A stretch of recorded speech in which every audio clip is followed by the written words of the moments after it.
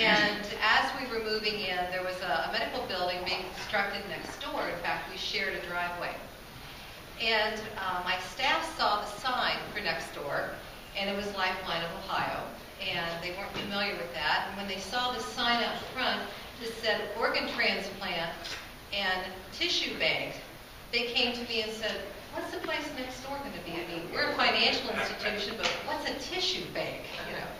So it was a lot of concern and kind of a little leery, quite frankly, about what's going on next door. So we invited a representative of Lifeline to come to a staff meeting. So that's when we learned the important work that's done by Lifeline, the life-changing work that's done by this organization. We became very good neighbors. In fact, we share a driveway.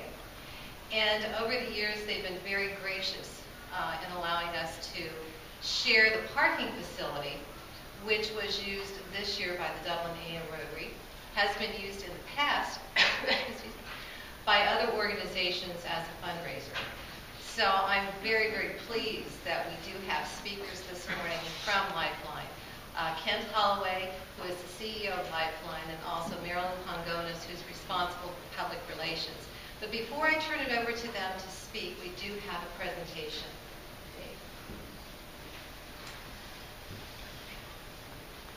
As Sharon mentioned, and of course as we mentioned in the club a number of times, the parking project that we were engaged in this year was tremendously successful for the club and a great boon to all of our efforts in funding our various missions and projects.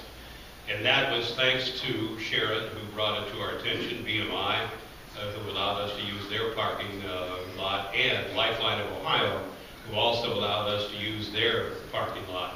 And we would like to present to them a check for $1,000 for the Memorial Garden, which they maintain at Lifeline of Ohio. And we'd like to present that to you, Kent, right now.